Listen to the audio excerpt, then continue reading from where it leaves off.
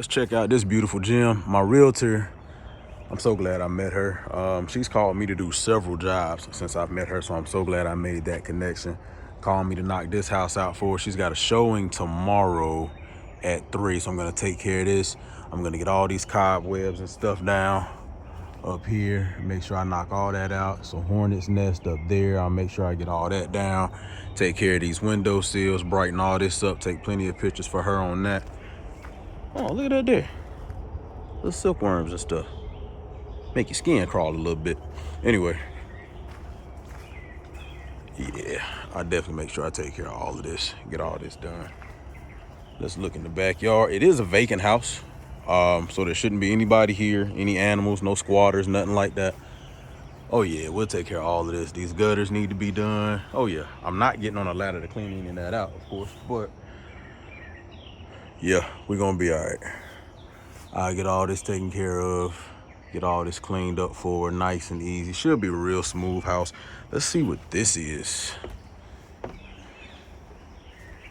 Yeah.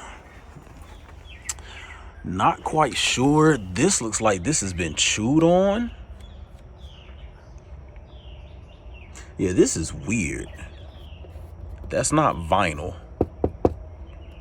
I don't know what kind of material that is, but that's different. That's weird. Yeah, because the same thing is here. Something's chewed on this. I don't know what, but something's definitely chewed this up. Maybe whoever was here before had a dog or something and they were chewing it up. I don't know. That's weird. Because the same thing is on this door frame and through here. That's either a rat problem. That's rats or squirrels or something. Because for that to be there too, I don't know. But either way, I am going to get it cleaned up. Get these cobwebs and stuff out of here. Get those gutters and stuff cleaned up real good. It definitely needs it. Yeah, it definitely needs it. This house gonna need some work, especially like looking at stuff like that. That's gonna need some work, because that's the stuff that ends up causing rot in the foundations and stuff. Yeah, they gonna need some work, but it'll be all right. This side will be pretty easy to get to. I hope none of this is like poison ivy or anything. Jesus, I have enough issues with my skin already. I don't need no more, especially with like eczema and stuff. Okay, pretty solid. I'll have to come through here, bring my hoses around, no issues, no worries. I'll come back and tape this off real quick, tape it off, bag it off or something to make sure. Yeah, I'll rinse that off first and I'll just cascade over it and make sure that nothing, no water or anything gets down in that too bad. Yeah, these windowsills and stuff got to be done. Yeah, this would be an easy job, but it definitely needs to get done. They need to get somebody back here and cut these vines down. If I was in my lawn truck, I would definitely tell her for an extra $75, I'd knock them vines and stuff down for her, but I'm not in my lawn truck unless she want to pay me to come back. Now, if she pay me to come back, it's gonna be a little bit more. If I already had my lawn truck, wouldn't be too much of an issue, but if I got to unload and come back, it's gonna be a little bit more. So game plan, what I'm probably gonna do, because that backside I'm gonna have to navigate a little bit more just because of the way it's set up and going around that back bend.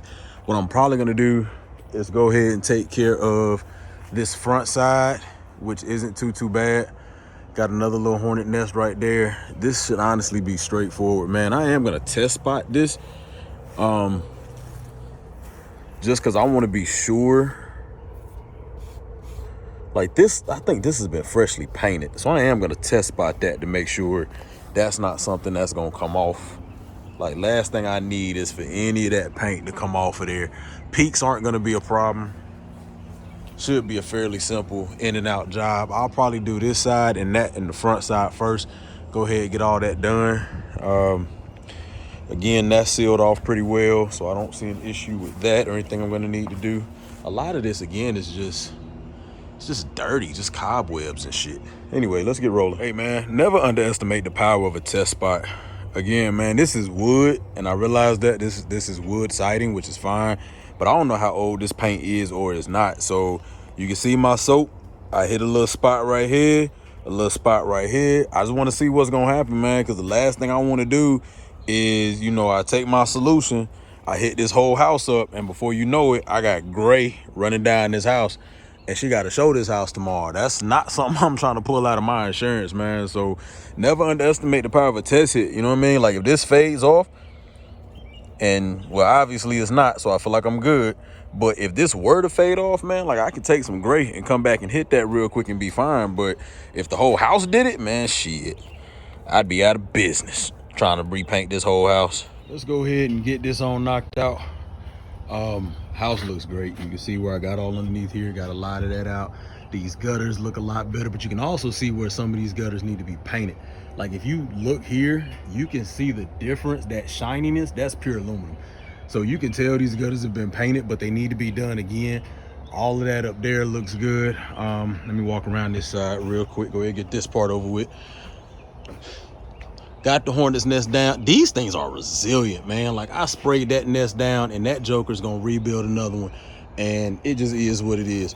Again, with the house being freshly painted, some of this is just wet. It's just drying. Those just weep holes. Nothing to worry about.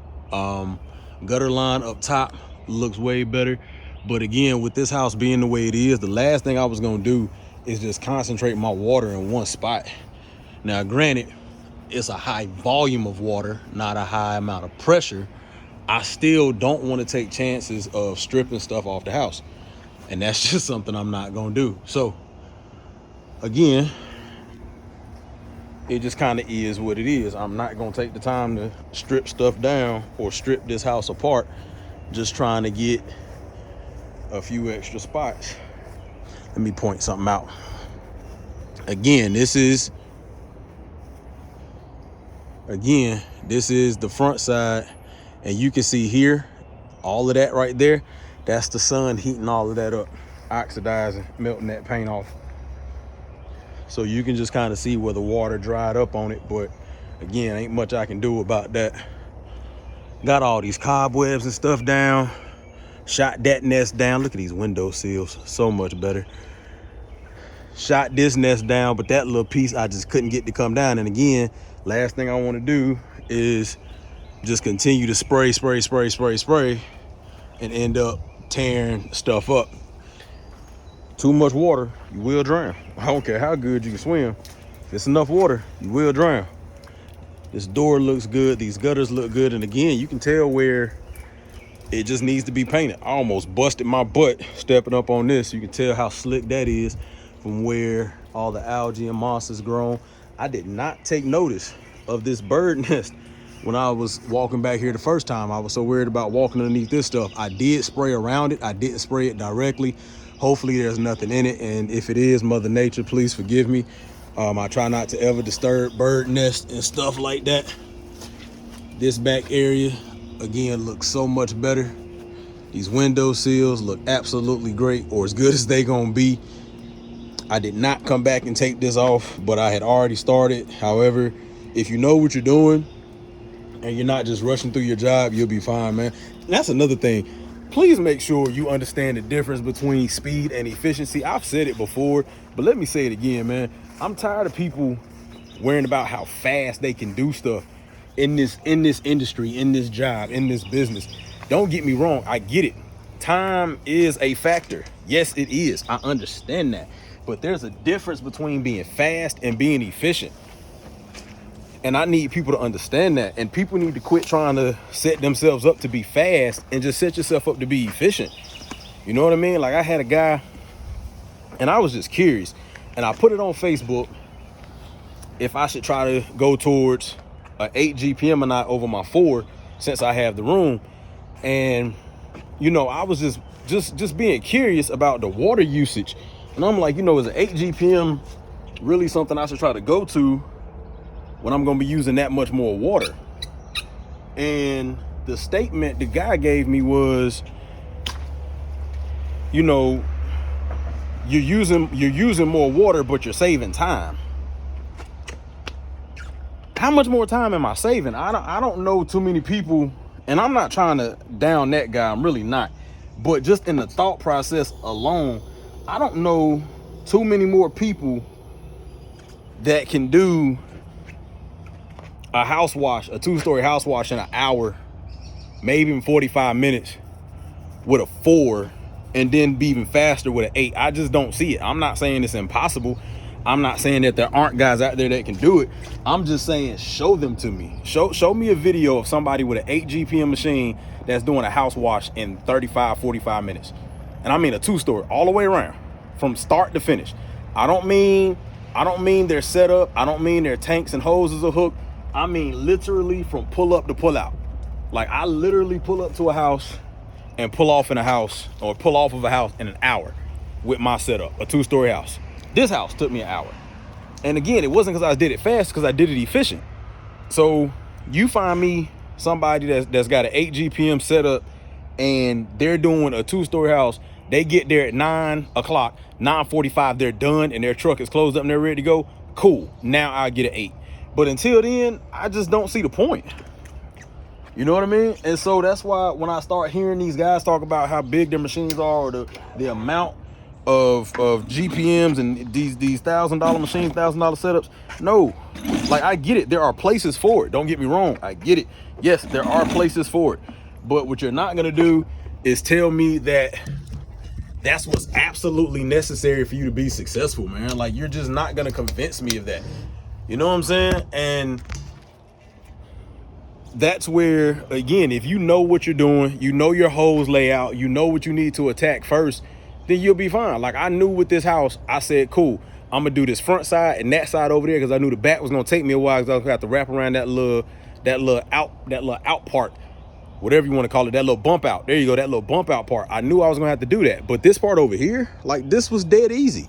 Like, boom, that side, boom. Then when I came back around here, I was like, fuck it, this side is so small, I went ahead and sprayed that down. Then I went to rinse mode and I rinsed everything off.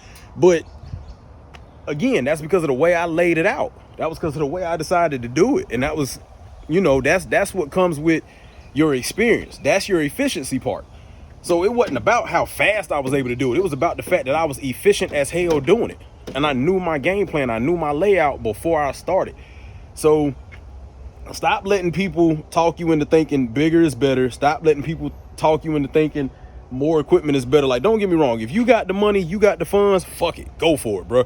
Go for it. Whoever you are. And I mean that to my core. If you got the money, you got the funds, you want to deck out your van, you want to deck out a truck, you want to deck out a trailer, fuck it. Go for it. But again, to my guys that run smaller setups, we got other things going on where we can't drop thousands and thousands of thousands of dollars on equipment, on trailers and shit. Like, for me, you're not gonna tell me why lights on a trailer is anything other than wasted advertisement. Now, don't get me wrong. I don't mean no harm. If you putting lights on your tanks and your trailers, all these neon stuff, that's good for you. I'm not knocking it. But my thing is, ain't no customer gonna pay you to have that shit on your trailer. And maybe that's just where I'm at and where I'm located. Because where I'm at, where I'm located, where I'm doing work at, ain't nobody getting ready to pay me an extra $100 just because my trailer is lit up and I need to make sure I'm paying for that shit too, or I'm working that off too. Ain't nobody gonna do that where I'm at.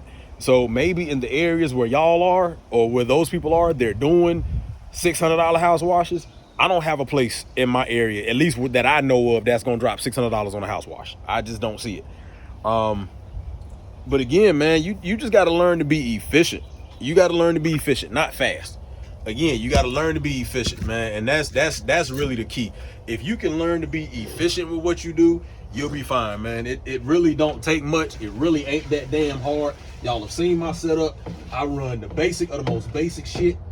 Matter of fact, I'll show you right now as soon as I get done rolling this hose up, because I know somebody put it on YouTube and asked me to do a whole video on my setup stuff, and I never did it. But cool, I'll do it right now just so people can see what I'm running. And it's not gonna be detailed, it's not gonna be all that extra shit, just because at the end of the day, you got to do what works best for you. But I will show it though, so give me a second. Let me wrap this up.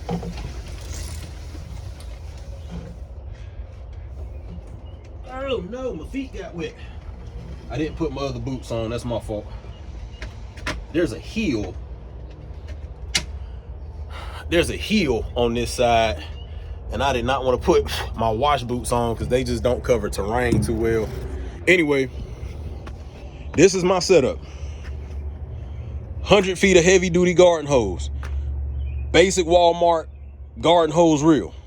Been running the same thing. 150 foot pressure hose reel. I did used to run this setup. I need to take that off so I can use it. I did used to run this, but then I stopped.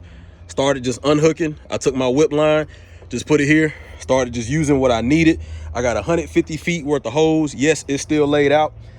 I forgot the name of this hose, man.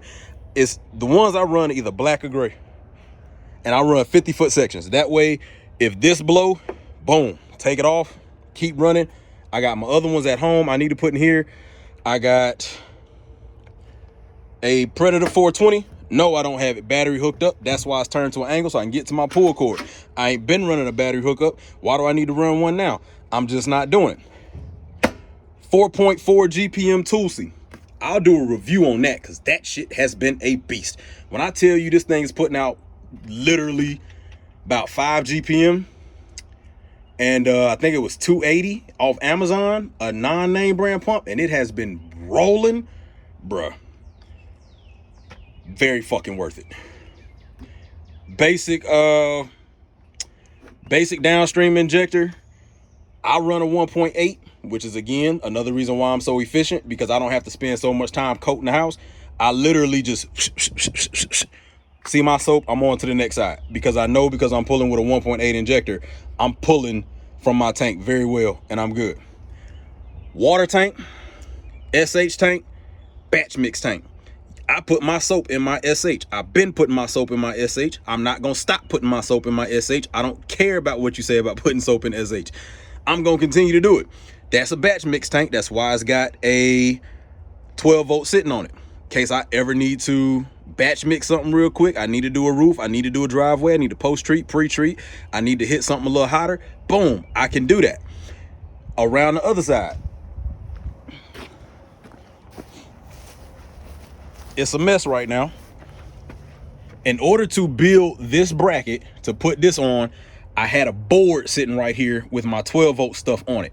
And that board was sitting right here. My 12 volt stuff was right here, which led to this hose reel. I took that piece off to build that. So yes, I'm gonna get another board. I'm gonna sit it right here so that I can put my 12 volt stuff back on it. I know it looks terrible. Maybe you remember this from a video I did before. This is the very first 12 volt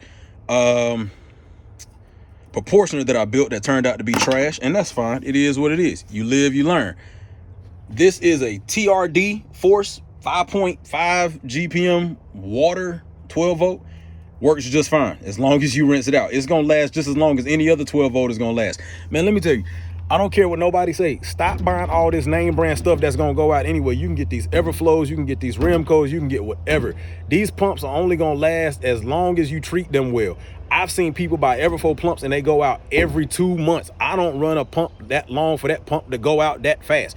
I've ran this pump maybe 4 or 5 times already, and it's been absolutely great, absolutely wonderful. Other than that, I'm not using it. So I'm not getting ready to spend $400-500 on a pump for no reason. That's just me, or whatever, $300-400, whatever it is. I'm not doing it. This pump was like $50 and it's been working just fine. So that's what I did. No, I'm not running no damn, what you call it? What's that green stuff called? What's that green shit? Crap. Flexzilla. No, I'm not running no damn Flexzilla.